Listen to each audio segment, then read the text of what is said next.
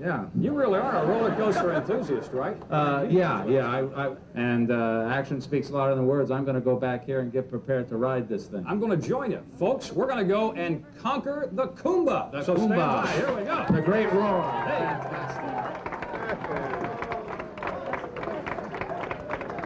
In 1993, Busch Gardens Tampa would be the top of the map for roller coaster enthusiasts as they opened up Kumba, which would be a huge success for the park at the time.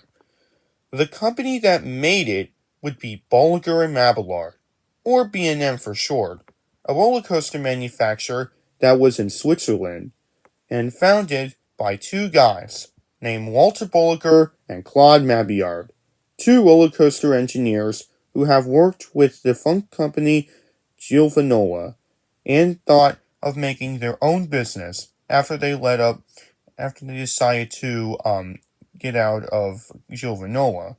So in 1990, they built their first ever roller coaster, which would be a stand-up coaster, named Iron Wolf, which opened at Six Flags Great America.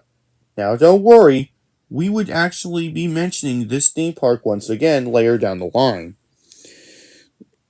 As it was a major success, and the two would be building success after success for many years.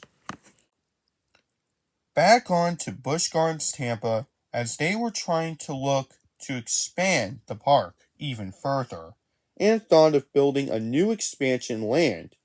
And what did they decide on? Well, it was an Egypt theme. Now, it's unknown why they chose an Egypt theme, but if I had to guess, it might be due to how the people would wear animal heads.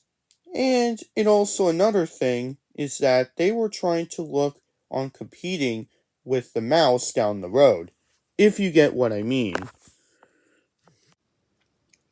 And so in 1995, the plan was getting underway for the new Egypt section, and Busch Gardens Tampa, and it was actually announced by Busch Entertainment, then named SeaWorld Entertainment, then named United Parks Entertainment, which is pretty much an awful name, by the way.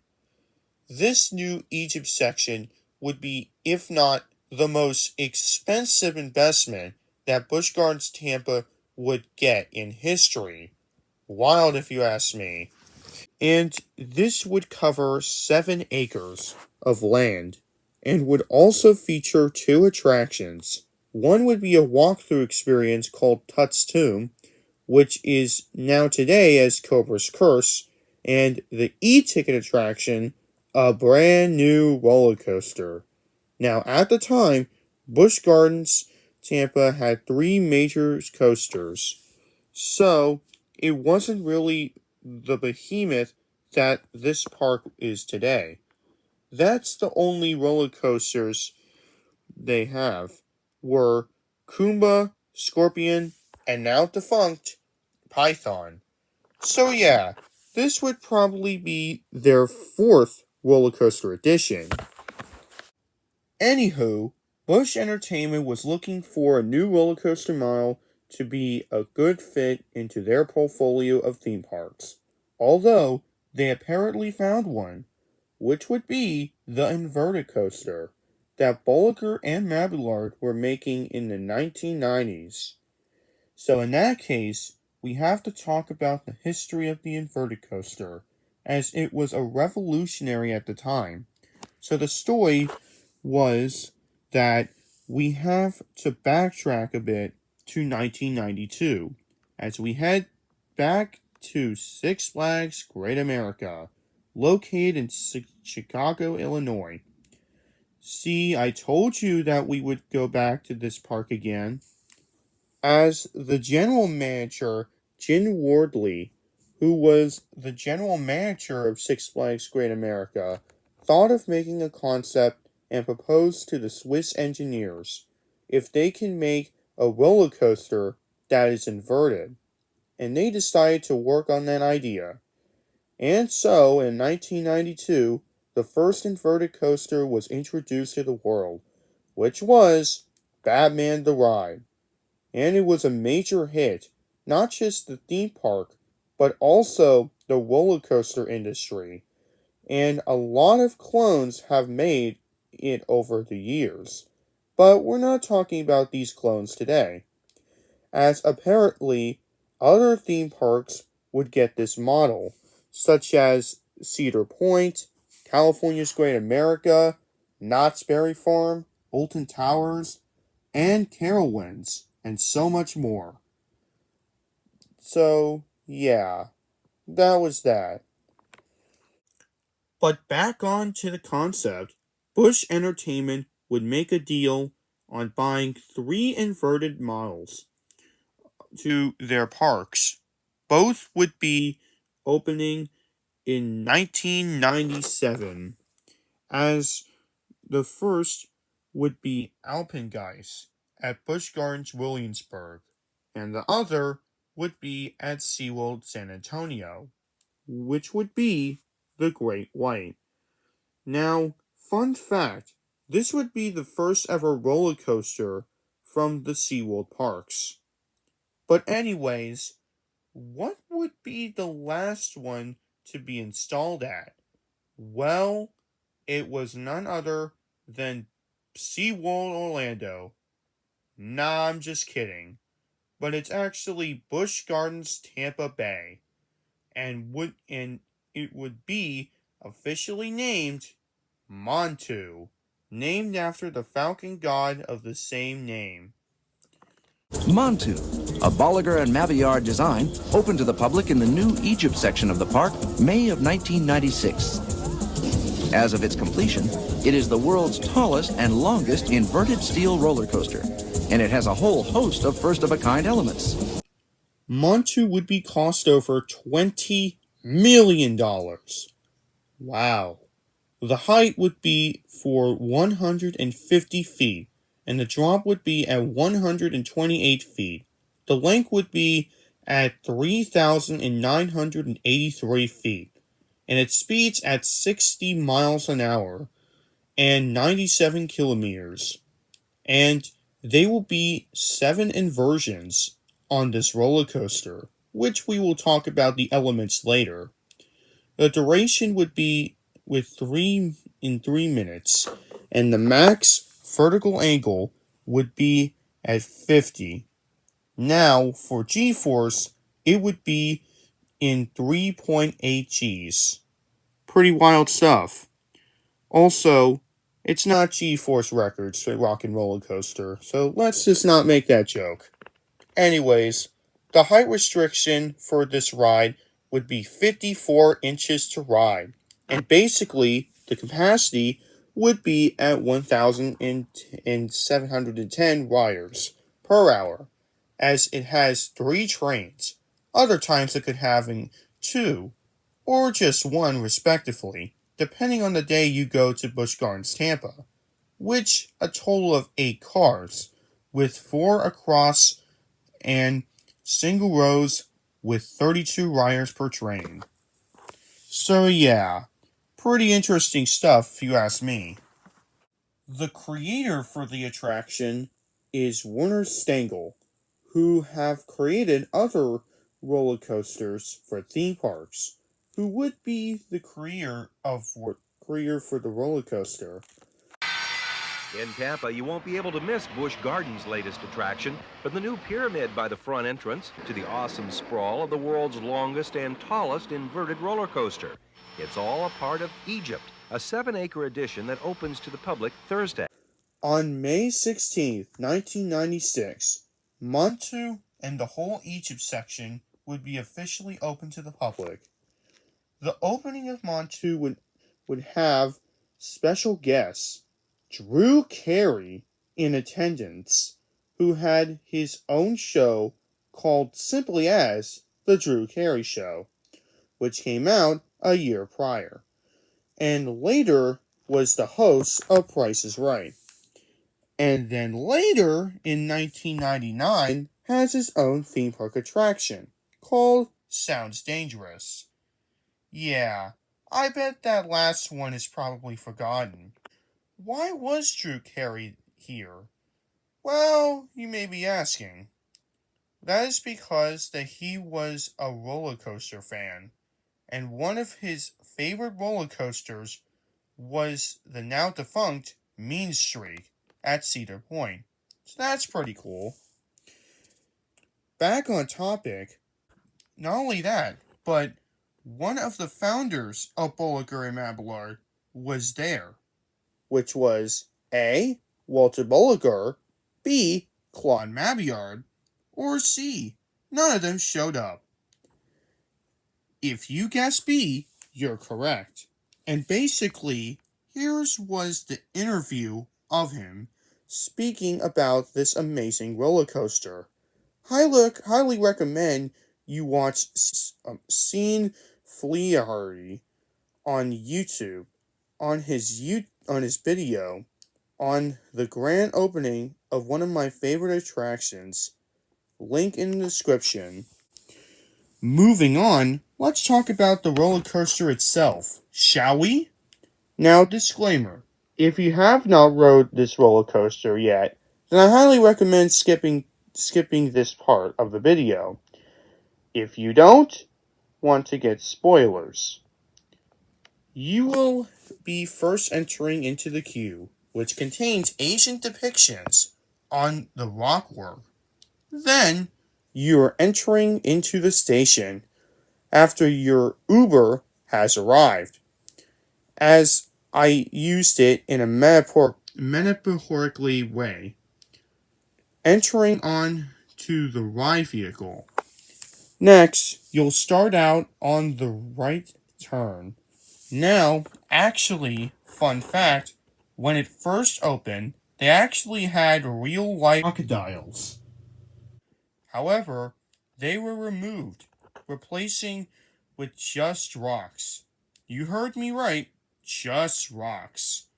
Moving on, you enter into the lift hill, and then you'll start turning to the left as you enter to the drop. Then you enter to the inverted loop. Then you go underneath, and then now you enter to the Immelman. Next, you will be in the 0G roll. Next, you will be in the Batwing. And actually, this was the first time that Bollinger and Mabillard would use this element.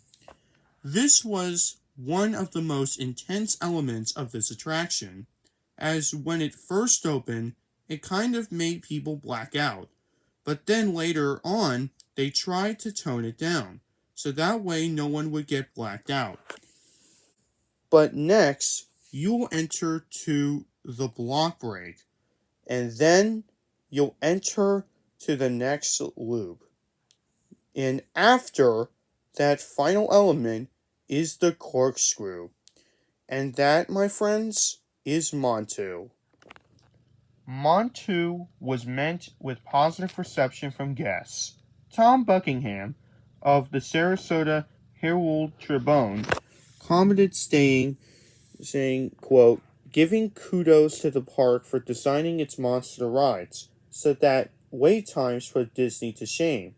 He also stated that you'll generally be on the ride and screaming before riders get a chance to change their mind. Sabrina Roses of Lakeland Literature states, the way this ride twisted my body upside down and sideways seriously confused my senses. And the Los Angeles Times put the ride on their high roller coaster list of new roller coasters for 1996. Also, the roller coaster for amusement today, annual Golden Ticket Awards, has always consistently ranked highly for this roller coaster. And also, Montu was one of the 7 roller coasters to appear on the top 50 for all 15 years. Really crazy. It got the Golden Ticket Award in 1998 through 2022. Moving on, now we may be wondering, I know it's a bit off topic, but here's a montage of all the crazy 1990s Montu shirts. Hope you enjoy.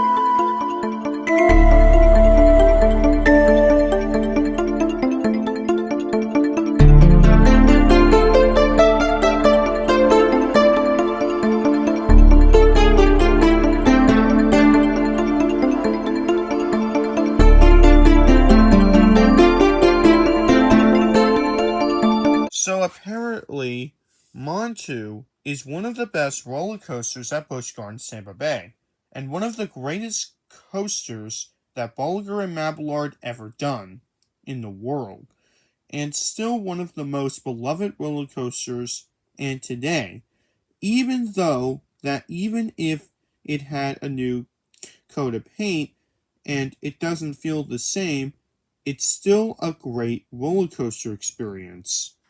Even if you're scared on going on this attraction, just know that this attraction is very reliable. And it's really not rough. At least, not yet, that is. I highly recommend riding this beast of a coaster. And my opinion of the roller coaster is that it is one of my favorite attractions at this park. No doubt.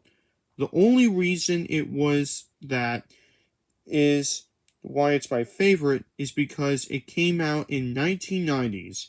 And I'm not sure if some of my viewers don't know, but I am a 90s critic, which means I love everything with the 90s.